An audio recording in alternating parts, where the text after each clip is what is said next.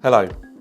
Today I'm speaking to Luke Francis, our sales manager, about pricing and all the variables that need to be taken into account when working out customer pricing.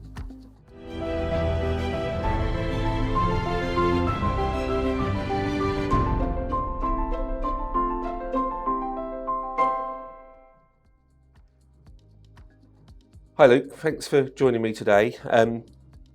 As I mentioned earlier, today's really about talking about pricing and the different things that we need to consider when coming to prepare a proposal for a client and ensuring that they get the right price and the best value out of a service level agreement with us. Absolutely. So, can you just give us an idea of what the questions are around pricing that you get asked? Yeah, typically it's what is the price, which really, it truly is very difficult to answer because like you say, there are so many variables. So really what we need to do is understand the individual requirements.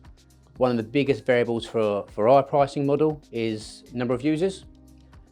We charge on a per user basis, not per machine, not per ticket. It's an unlimited service that the user can call 24/7 for support. And the biggest impact of that is the number of users that they have.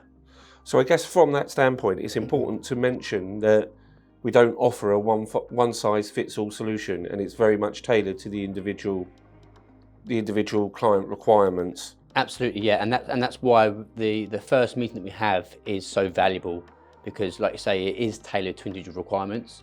There's other variables in our pricing model like on-site time. It depends on the infrastructure type, which I might come on to a little bit later on.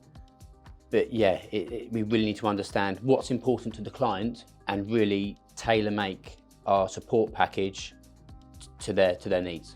So when we talk about on-site time, can you just give me an idea of how that would vary and why that would differ from one client to the next? Yeah, of course. So on-site time really it's key to what we do at Tribeca. As you know, we build great relationships with our clients, and we do have very good rapport and relationship with the end users, not just our point of contact. And the on-site time really enables us to do that. The variable there is the amount of on-site time, and that typically depends on the size of the business. So a smaller business with 10 users, really half a day a month might be enough for them, or for another client with 10 users, they might want 2 days a month. Whereas larger clients, kind of between 50 to 100 users, might want a day a week. It depends on their requirements, what type of users they are. At the moment, it depends how often they're using their office. Obviously with the pandemic, some people are adopting a more hybrid model and working from home more, in which case being in the office wouldn't be as appropriate, but that's the biggest variable. And if we were to price on-site time, is there any discount for the amount of on-site time that people are using, or is it a flat rate across the whole range of hours from, say, 2 hours to 160 hours in a month? No, there are economies of scale, and that's, to be fair, that's true with all of our pricing. So the per user pricing mentioned earlier, the on-site hours, there are economies of scale. As with most sales processes, the more you buy, the cheaper it can be.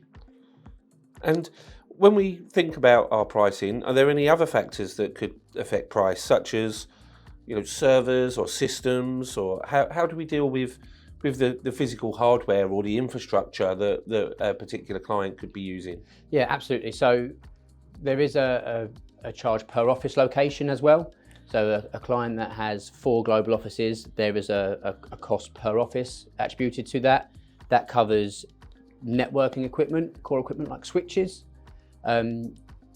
If a client has multiple virtual machines in their office or in the public cloud, then there is a management fee for that, because what we do is an all-encompassing fee. It's a very holistic approach. As you know, we support everything from the end user and their mouse all the way through to the underlying infrastructure, the server, the firewall.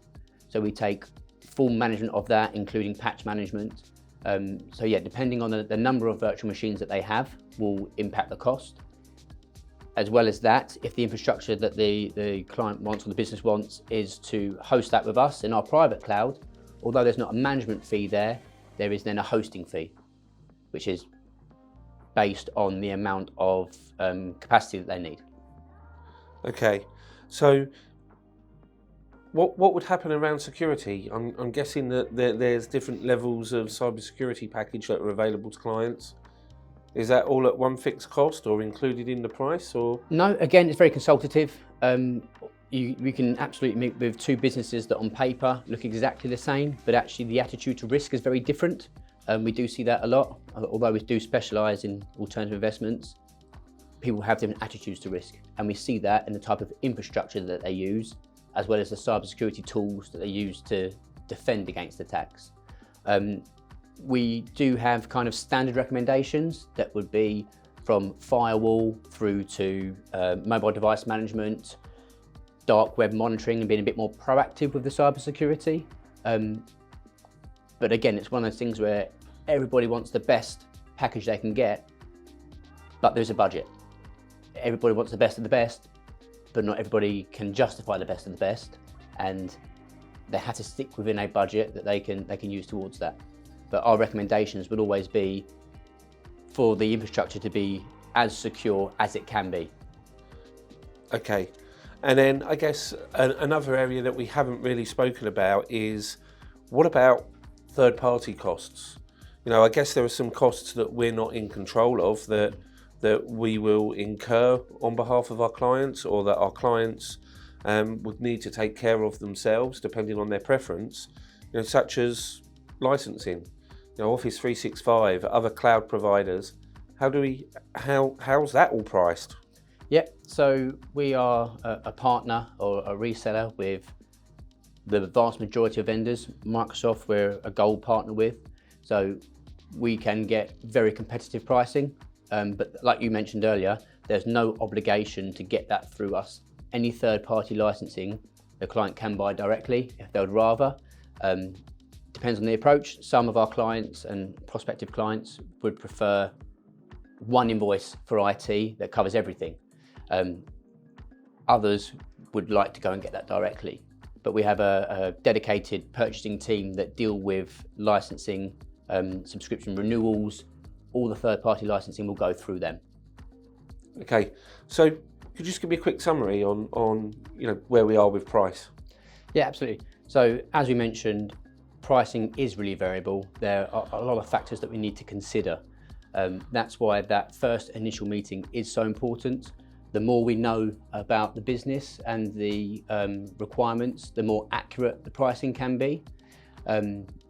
We have, the biggest thing to take away is that our price is all inclusive. We like to set a monthly figure for pricing, and that figure will not change unless more users are added or more services are added, which are handled via kind of signed off or authority figures signing those off.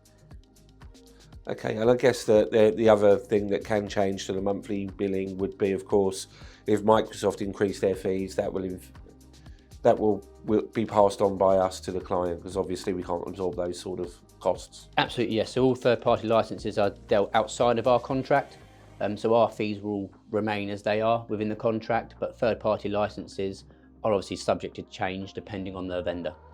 And again, I'm guessing that we're very open, very transparent with our pricing, and as we go through the process, the client has full visibility of what the levers are and how they're all priced as an individual item. Absolutely, yes. Even from the sales process all the way through to kind of account management, we are very transparent.